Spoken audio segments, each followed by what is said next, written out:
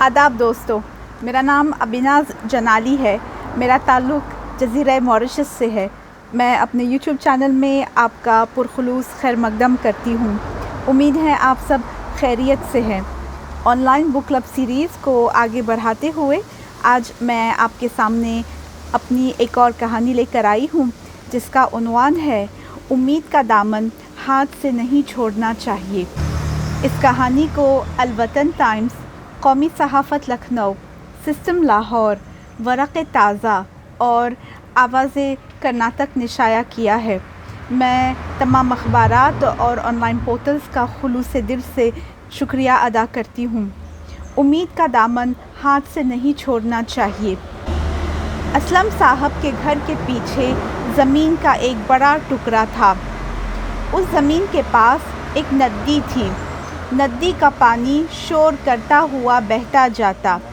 नदी के उस पार दिलफरेब पहाड़ नज़र आते। वो ज़मीन का टुकड़ा असलम साहब के लिए जन्नत से कम नहीं था। असलम साहब का मकान बहुत बड़ा था। असलम साहब अपनी बीवी और 3 लड़कियों के साथ उस घर में खुशी खुशी रहते थे।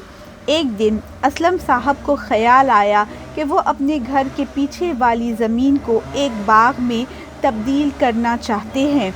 वो उसमें बहुत सारे हरे पौधे लगाना चाहते थे। असलम साहब चाहते थे कि उनके 3 लड़के उस बाग में कुदरत का लुत्फ़ उठा सकें। पौधों से आदमी को बहुत फ़ायदा मिलता है। गर्मी के मौसम में सायादार दरख्त तेज़ धूप से राहत देते हैं। आदमी साफ़ माहौल में सांस लेता है और उसकी सेहत बहाल रहती है।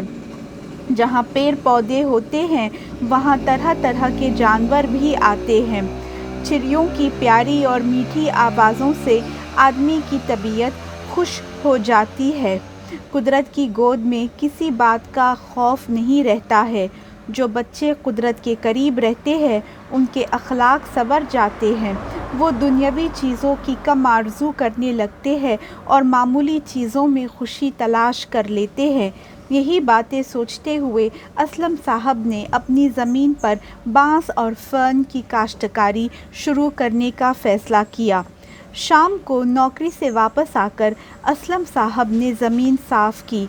तमाम सूखी लकड़ियाँ, घास और सूखे पत्ते निकाले गए। उसके बाद ज़मीन के 2 हिस्से किए गए। एक तरफ बांस के पौधों के दाने लगाए गए और दूसरी तरफ फ़र्न के दाने ज़मीन में लगाए गए। असलम साहब अपनी खेती का खूब ख्याल रखते थे। वो नन्हे पौधे रोज़ बरोज़ ऊंचे होते जा रहे थे। असलम साहब की खुशी की इंतहा नहीं रही। देखते ही देखते बाग की एक तरफ फ़र्न के खुशनुमा हरे पत्ते नज़र आने लगे। जहाँ बांस के बीज बोए गए थे वो जगह अभी तक खाली नज़र आ रही थी। उस ज़मीन पर बांस का एक भी दाना अभी तक नहीं उगा था। असलम साहब मायूस हुए, फिर भी उन्होंने हिम्मत नहीं हारी। 1 साल पूरा हुआ। एक तरफ फ़र्न का हरा जंगल था। फ़र्न की शाखें और हरे पत्ते देखकर असलम साहब का दिल बाग बाग हो जाता। उनकी आंखें ताज़गी महसूस करती। जहाँ बांस के बीज लगाए गए थे उस तरफ कुछ भी नहीं था। फिर भी असलम साहब इसी तरह मेहनत करते गए। वो बांस के दानों को रोज़ाना पानी देते, ज़मीन में खाद लगाते और उसे साफ़ करते रहते। तीसरा साल भी पूरा होने वाला था, फिर भी बांस का पौधा अभी तक नहीं उगा था। असलम साहब उस वक्त भी उम्मीद का दामन हाथ से छोड़ने के लिए तैयार नहीं थे। वो उसी लगन से बांस के दानों का ख्याल रखते गए। वो हार मानने के लिए तैयार नहीं थे। देखते देखते 5 साल गुज़र गए। बांस के दाने अभी तक नहीं उगे। एक दिन ज़मीन से एक नन्हा पौधा निकल पड़ा। वो बहुत छोटा और मामूली था, जबकि फ़र्न का पौधा 5 सालों में बहुत हरा भरा हो गया था। 6 महीने बाद बांस का पौधा अचानक बहुत ऊंचा और घना हो गया। उस वक्त اسلم صاحب کو احساس ہوا کہ ان 5 سالوں میں بانس کے یہ پودے اپنی جڑیں مضبوط کر رہے تھے۔ انہی جڑوں نے بانس کو زندہ رہنے کے لیے پورا سہارا دیا۔ وہ جڑیں اب اس بڑے بانس کے پودوں کو پوری طرح سہارا دینے کے قابل تھے۔ پیارے بچوں، زندگی آپ کو کبھی بھی کوئی ایسی مشکل نہیں دیتی جو آپ کی برداشت کی قوت سے باہر ہو۔ اگر اس وقت آپ کسی مشکل وقت سے گزر رہے ہیں، اس بات کا یقین رکھیے کہ آپ میں اسے برداشت کرنے کی ہمت موجود ہے۔ دراصل مشکل وقت آپ کو مضبوط بنا رہا ہے۔ جس طرح اسلم صاحب بانس کے درخت کی سست رفتار سے مایوس نہیں ہوئے، آپ بھی اپنی صلاحیت پر یقین کرتے جائیں، کبھی ہار نہ مانیں، اپنا مقابلہ دوسروں سے نہ کریں۔ بانس اور فرن بہت مختلف پودے ہیں، پھر بھی دونوں جنگل کی خوبصورتی میں اضافہ کرتے ہیں۔ دونوں کے مقاصد الگ الگ ہیں۔ اس بات کا یقین رکھیے کہ آنے والا وقت آپ کے حق میں کام کرے گا۔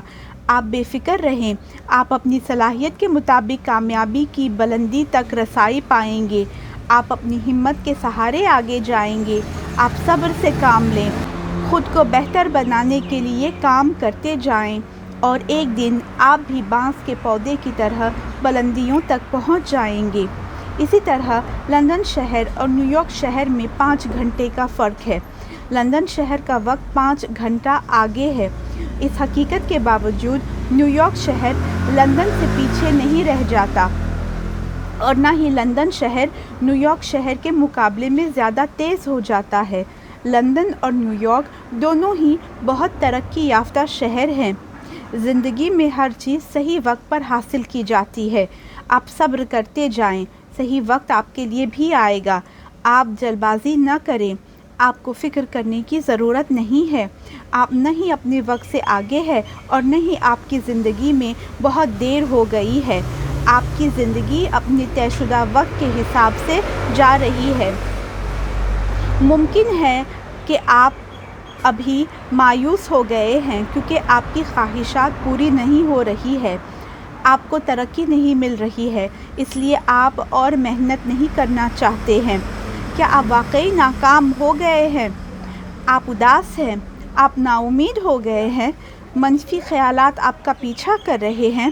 یاد رکھیے، زندگی میں نشیب و فراز تو آتے رہتے ہیں۔ آپ جب بھی ہمت ہار کے مایوس ہو جائیں اور زندگی سے نا امید ہو جائیں تو خود کو بانس کے پودے کی کہانی یاد دلائیں۔ پیارے بچوں، یہ تھی میری کہانی۔ امید کا دامن ہاتھ سے چھوڑنا نہیں چاہیے۔ مجھے امید ہے کہ آپ کو کہانی اچھی لگی۔ اب چند ذخیرہ الفاظ کی طرف بڑھتے ہیں۔ دانہ۔ دانہ کا مطلب ہے سیڈ، بیج۔ دانہ، سیڈ۔ شاخیں۔ شاخیں یعنی کہ برانچز، شاخیں، برانچز۔ پتے، لیوز۔ پتے، لیوز۔ باغ، گارڈن، چمن، گلشن۔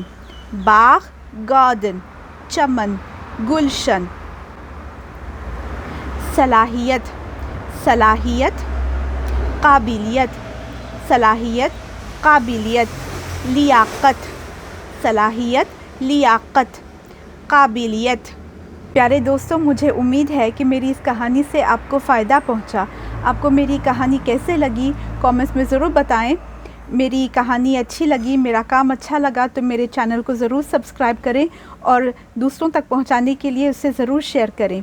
آپ کی توجہ کا بہت بہت شکریہ۔ خدا حافظ۔